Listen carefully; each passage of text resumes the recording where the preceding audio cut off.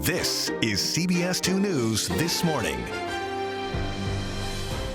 A winter storm moving closer to our area. Our weather team letting you know how much snow we could get as we track this major storm.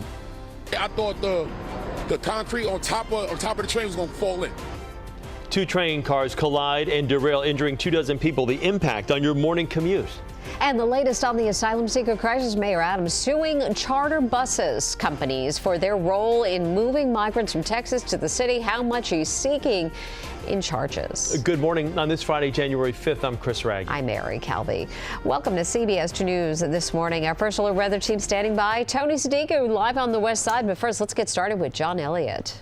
And good morning, Mary, and good morning to you. Thank you for relying on us to help you get the day started the right way for the thousands and thousands of people that rely on the 1, 2, and 3 train. And you've got to change your plans because of the derailment. Remember, it is brutally cold out there. 27 in the city. That's an air temperature observation. Northwest wind at 10 makes it feel like 17. 17, by the way. That's the air temperature observation for a good part of Ulster, Dutchess, parts of Putnam County. It is cold out there right now. Stays that way all day. It's bright, it's dry, it's cold. Not that much wind. Highs will only be in the 30s, so real feel numbers may be lucky to hit 30. It's quiet. Take advantage of it. Take advantage. Have a good time tonight. If you've got the tools ready and you're ready to go, maybe a Friday night date, great. Saturday by lunchtime, remember, it changes. Red alert. What? Yeah, it's a red alert for Saturday afternoon into Sunday morning. It's a significant, well-organized storm, and it's going to serve it all up. Wind, we'll talk more about that. Rain, big issue for the city and Jersey Shore, and snow. All of it heading your way. We'll be back with that in a bit. Right now, we'll head right back to Chris. Okay, John, thank you. Let's send it out to our first alert weather team, Tony Sadiku, who's at the Spring Street Salt Shed this morning on the west side. Hey, Tony. Hey, good morning, Chris. Of course, as we track the storm, the Department of Sanitation closely monitoring the storm as well as they try to figure out their response. Typically, as soon as the winter precip starts to fall, that's when you start to see those salt spreaders in and out of here, maybe in your neighborhood. The question, of course, is who will see the snowier side of the rain snow line in the city? We'll take a closer look at the temperature battleground when I see you in a bit. All right, Tony, thank you. Be sure to stay with CBS2 as we track this weekend snowstorm. We'll have continuing coverage with the most up-to-date snow totals for the area online and on the air and streaming on our streaming platform as well. 5:32 right now. Thousands of commuters dealing with subway delays. Two trains collided at the Broadway 96th Street station while injuring at least 24 passengers. We've got team coverage this morning. CBS2's reporters Elijah Westbrook and John Diaz live at the 96th Street station, giving us an update on the situation. Let's begin with Elijah, who has the latest on the investigation from the scene. Elijah? Well, you know, Chris and Mary, there's a lot that officials are going to have to look into when it comes to this investigation. In fact, right now, it is currently in the hands of the feds, the NTSB, that is the National Transportation Safety Board, who at some point will be sending out investigators to check out the scene underground here at 96th Street. But in the meantime, here is what we know so far about what transpired. The 1, 2, and 3 trains are still out of service this morning following Thursday's chaotic collision and derailment. Officials say a number 1 train with about 300 passengers collided with another 1 train that was out of service at the 96th Street station. The impact of that incident had passengers on board terrified, and at least 24 of them are suffering minor injuries. I hit my head against the window. Fortunately, nobody was seriously injured. The injuries that were sustained were consistent with a low-speed train derailment. The FDNY tweeted these images showing one of the trains as emergency crews rushed in.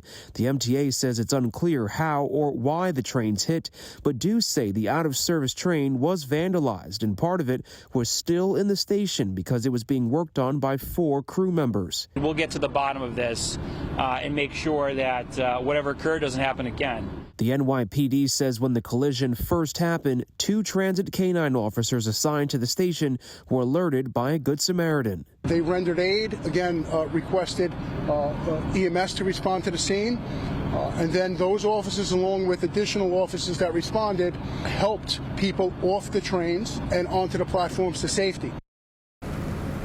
And back out here live at 96th Street, we know that MTA officials are expected to brief us in just a few hours on what transpired underground. Going back to the NTSB, it's important to note that these kind of investigations do take several weeks. We know that investigators, they conduct what's called a preliminary report followed by a final report, and that is when they release those findings of potentially a probable cause. So again, it could take some time before we fully know what happened underground. We do hope to get a glimpse of that in just a few hours once MTA officials brief us on everything. But we are live right now from the Upper West Side. Elijah Westbrook, CBS 2 News. Elijah, thank you. Let's turn things over now to John Diaz. He joins us live with more on how commuters are being impacted by all of this. John.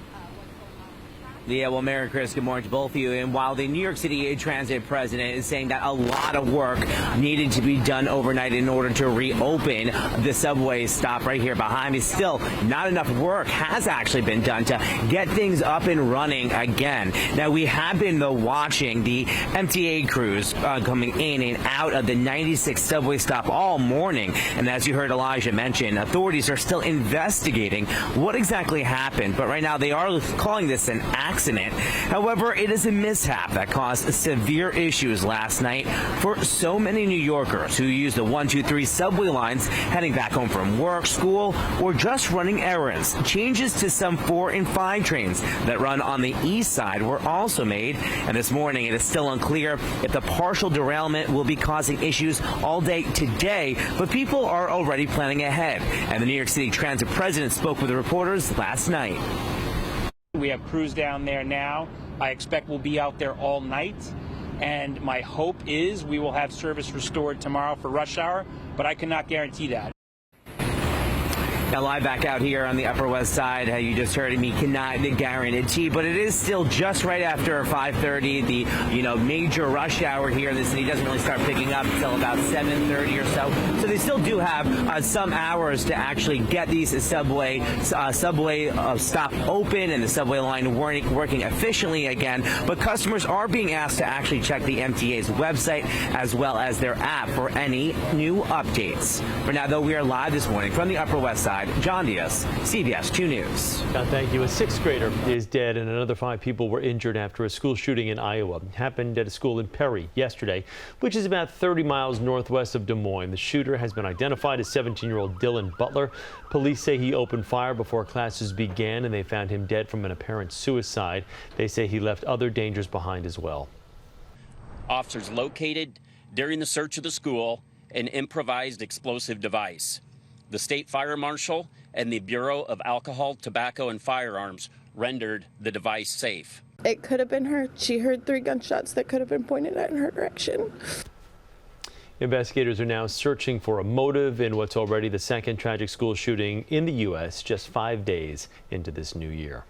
5:37, Mayor Adams says he is suing the bus companies transporting asylum seekers from Texas to the city and neighboring towns in New Jersey. He's suing 17 charter bus companies for $708 million to cover New York's cost of caring for more than tens of thousands of migrants bused here from Texas.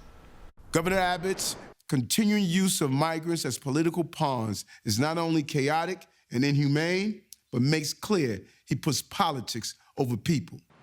Governor Hochul is supporting the mayor's suit. Texas Governor Greg Abbott called the suit baseless. None of the bus companies has commented. The U.S. has reopened 4 border crossings that have been closed for a month. Customs and Border Protection had said it shut down the entry points in Texas, Arizona, and California to shift resources to handle the record number of crossings by asylum seekers last month. Now the U.S. says the number of arrivals has dropped sharply. That's partly because Mexico has stepped up their efforts, including enhancing enforcement to slow those arrivals. 5:38, new report from House Democrats finds $7.8 million in payments were made to Donald Trump's properties by foreign governments while he was in the White House. That includes more than $5.5 million from China. The documents found the payments came from a state-owned Chinese bank accused by the Justice Department of helping North Korea evade sanctions. Democrats say the records raise new questions about possible efforts to influence Trump through his companies while he was in office. The Trump Organization did not immediately respond to a request for comment. Now to the Israel-Hamas war. Secretary of State Antony Blinken headed to the region this weekend for the fourth time in 3 months. This tour expected to focus largely on easing resurgent fears that the Israel-Hamas war could erupt into a broader conflict. This comes as Israel expands operations in central and southern Gaza, forcing Palestinian civilians to crowd into ever smaller spaces. Since the war began, Gaza's Hamas-run health ministry says more than 22,000 Palestinians have died in Israeli airstrikes. 5:39 right now. Reverend Al Sharpton led a protest outside billionaire investor Bill Ackman's office in Midtown Manhattan over the resignation of Harvard President Claudine Gay. No justice, no peace. No justice, no peace. No justice, no peace. Ackman was a high-profile critic of Gay over her handling of anti-Semitism on campus and was part of a campaign calling for a resignation. In a statement ahead of the protest yesterday, Sharpton said Ackman's relentless campaign for President Gay's resignation was an attack on every black woman in this country who put a crack in the glass ceiling. Time now is 5:40. Up next, Governor Hochul emphasizing the necessity of maternal health care services, the new law that could help assist mothers and mothers-to-be.